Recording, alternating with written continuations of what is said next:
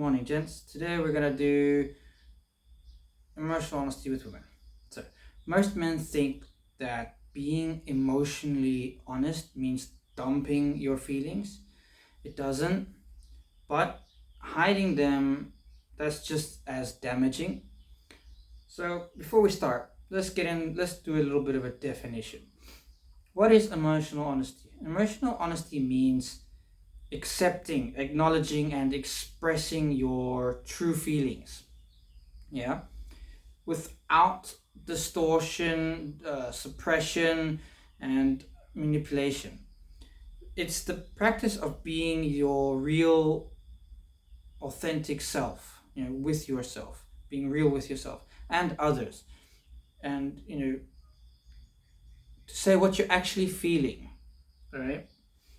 It's not about being emotionally weak or oversharing, dumping, you know, every passing mood. It's about owning what you feel and expressing it from a grounded place, right?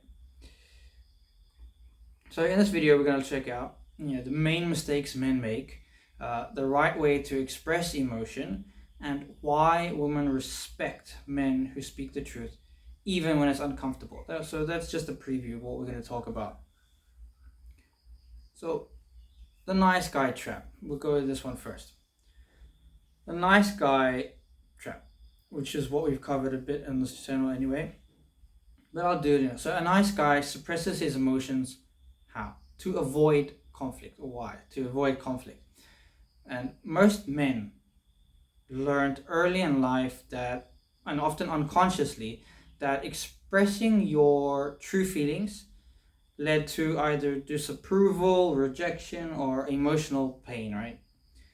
To stay safe, from as a child, you formed this core belief or this programming that, if I am good, nice, and I don't make waves, and and cause problems, I'll be loved by everyone and accepted.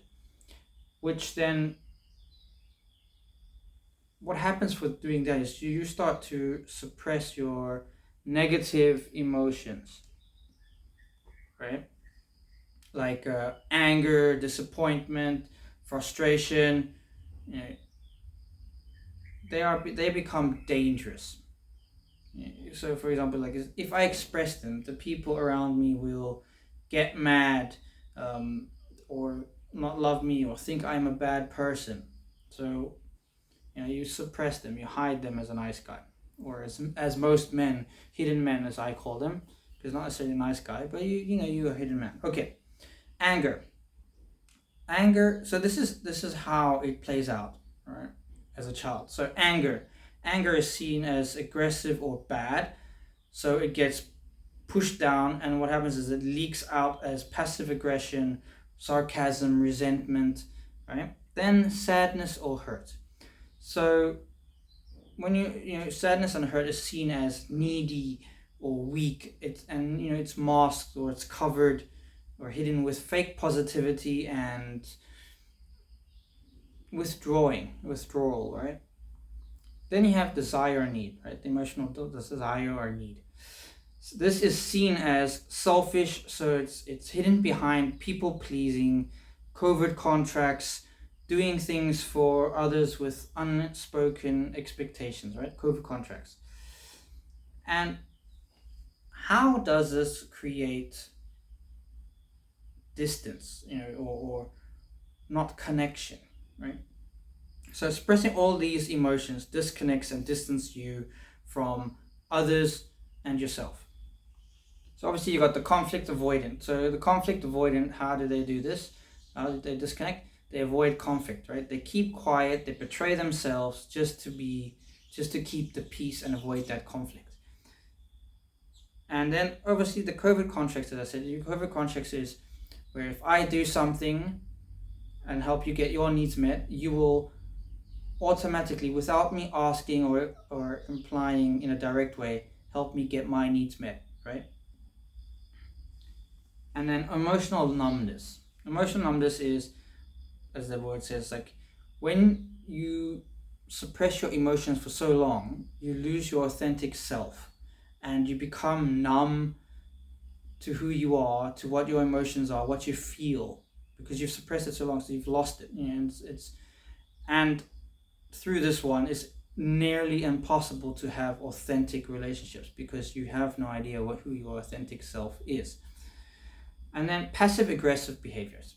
So they can't express themselves freely and because it feels unsafe. So what happens is you suppress it and then you become angry and frustrated, and this comes out indirectly. In other words, it becomes like stonewalling. You become sarcastic. You have resentment. You can do silent treatment, right? Comes out in various ways. Then lack of boundaries. This one should be obvious, right? It's hard to say no when you can't speak up, right? And you can't hold other people accountable because you don't speak up. So your boundaries are just walked over because you're suppressing these emotions. And this leads to being taken for granted, just being walked over, right? And this will eventually, you will burn out from this. So my own experience with this. So my biggest nice guy traits, I said on the previous video, is people pleasing, covert contracts, and setting boundaries. Like, these are the main issues I struggle with. And I would always do what others wanted me to do, even if I really, really didn't want to do it, or like I didn't enjoy it at all. And this led me to become disconnected with myself, and I would become unauthentic, and I would silently blame others for this. I'd have the resentment, and I'd be sarcastic, and on top of that, if I had said something to someone and I saw that they were taking it, they were not pleased with it, I would backpedal. I would try and adjust what I said. I would change what I said to try agree with them. I'd guess what they wanted me to say and try to fit that. And I would talk, and then I would give and give and give and give to others with the covert contract of hoping they would notice what I'm doing, and then help me meet my needs. But the fatal flaw was I never asked or spoke up for it, and that all of this creates massive build-up and resentment. I had massive resentment in my life, and still have to this day, that I'm busy working through and I'm getting through and I'm airing it out, right? And so with this resentment, I would either explode, or what I would do most often, which is my most prominent one, is I would withdraw completely. I would just withdraw from your life. I would drop out of it. I would just disappear, and I'm stuff like that. So people liked me. But not the real me. I was around a lot of people. I had a lot of friends. I had a lot of things going on, but I was never truly connected because I was never really myself. They liked their version of me. Let's put it that way. So let's go and this is a framework that I'm implementing as I'm going now, right? I'm trying to do this and implement it in my life, right? So emotional honesty in 3 steps. So the framework. Feel it fully. So what this actually means is like, notice what you actually feel. Like what you actually feel. Not what you wish you felt, not what you want to feel, but what you actually feel. Oh crap, I feel angry, frustrated, I feel hatred, I feel resentment. Not necessarily hatred is very strong. Resentment, right? You can feel hatred, but let's not go there. Then step number 2 is name it clearly, right? Like emphasis on the words here. I feel frustrated instead of you're being unfair. So I feel frustrated, right? That is, I'm not blaming you or anyone. That's what I feel inside. So instead of you're being unfair, right? Like name it clearly, not blaming the other person, name it clearly, and then own it responsibly. What the hell does that mean? Okay, here's what's happening to me. I feel this way, right? And I'm not blaming you, and I'm not shaming you for it. I'm not blaming other people. I'm not shaming other people for it. This is what I feel. So own it responsibly. Don't blame the other person for this feeling. So let's go to the next one. The mistakes to avoid. Right.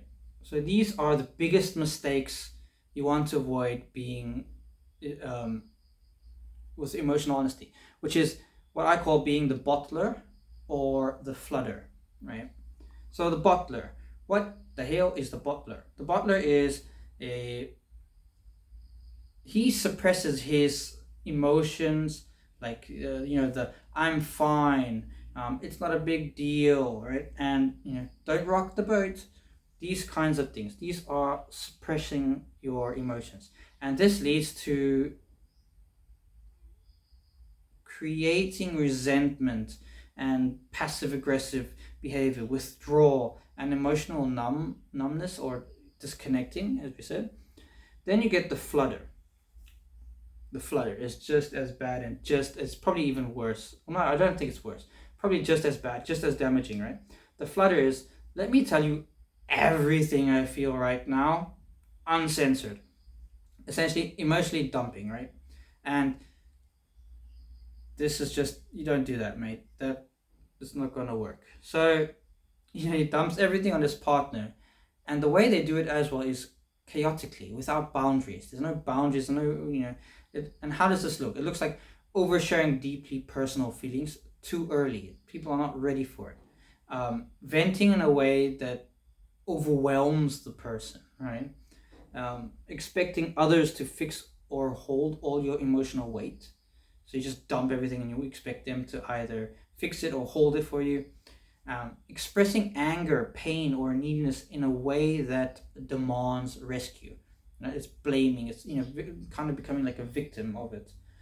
So let's look at how do we look at this? So let's look at raw reactivity versus the calm ownership, right? So like the fludder or the suppression, right? They're just reacting, whereas you want to become the calm ownership, right? You want to have calm ownership over your emotional honesty or needs. So got a list here. So raw reactivity, emotions explode outwards to the other person. Whereas if calm ownership is emotion is acknowledged inwards, I feel, right? It's inwards. You speak from pain and not purpose, which is reactivity. So you speak from the pain, right, and not a purpose of it. You're just speaking from pain. Whereas if you speak from, the calm ownership is you speak from clarity and responsibility. You take responsibility. Raw reactivity, you blame, you attack, you guilt trip, right? Those kinds of things. Whereas calm ownership, you describe the personal experience without blame. This one, I'm going to stop at this one because there's quite a lot here, but this one is quite informative. I when I was making this one, I learned this, so it unlocked more knowledge for me, to say it that way. So raw reactivity often says, you always, you never, why don't you? For my case, why are you always upset? Why are you angry now? Like, I'm still on this one. That's why I said it unlocked another level for me, because I kind of, it re-showed me where I fell back into old patterns. So this is awesome. Whereas the calm ownership often says, like, I felt, I noticed, what I need is. See there's a massive difference right there. It's like, you always, I felt, right? You never, I noticed. What I need is not, why don't you? No, what I need is often it's clear and it's responsible, right? So I'll skip the rest of them there because that was quite impactful. So let's give you another example, right? Reactivity. You never listen to me. I'm always the one trying, and you don't even care. Why should I bother, right? Why should I bother? If someone says this to you, what does this trigger? This triggers defensiveness. The other person feels blamed, attacked, or overwhelmed, right? And nothing gets resolved, right? Like, you go try this in a fight, and well, you probably can say it in your own life, right? And you'll see how this doesn't work. Whereas ownership is when saying this instead, like when I shared how I felt and didn't get a response, I felt hurt and unimportant. I want to feel more connected. Can we talk about that? Right? You don't have to put that I want to feel more connected if you don't want it. Like, you can adjust. This is just an example. Like, I'll try to get it to example here, but like, I wouldn't necessarily say I want to feel more connected. That is not necessarily how I talk. So I would skip that part. But I would say, like, when I shared how I felt and didn't get a response, you know, I didn't feel happy about that. Can we talk about it? Or, you know, something like that. Well, I felt hurt, right? Can we talk about it? Stuff like that. And this, what does this do? This communicates truth without blame, and it invites connection, right? It invites, you know, even when it's hard, it invites a space for you guys to connect. And you know, authentic men share their truth or their emotions with control and not chaos. And what does that mean? It means expressing your emotions clearly, calmly, cleanly, without blaming or controlling. Right? You share it to be understood, not to avoid or to control. Right? You don't share it for that. The next one is why women respect it. This one's pretty quick, but why women respect it. When you express your emotions clearly, you become trustworthy, you know, grounded. She can trust you to speak about difficult things, difficult conversations without blaming or trying to control. She will also know how to respect you and what your boundaries are. She'll also feel your presence more, that you're more connected with her, which you're more there, right? Which we all want, or most women want. Women also feel safer with men who can contain and express emotions well instead of randomly or unexpected explosions of anger, right? And I don't mean suppress, I mean contain. Like, you don't need to share everything, as we covered. So what is the end here? The end is, like, emotional honesty isn't weakness, it's strength under pressure, right? Like, it's having strength under pressure. So one thing you can do is, like, check, where are you holding back in your relationship? Comment down below. Like, where are you holding back in your relationship? What truth do you need to speak this week? If you like, if you got value from this video, right? If it helped you move deeper into honesty, like and subscribe, and check out the links down below. And I'll see you in the next one. Cheers.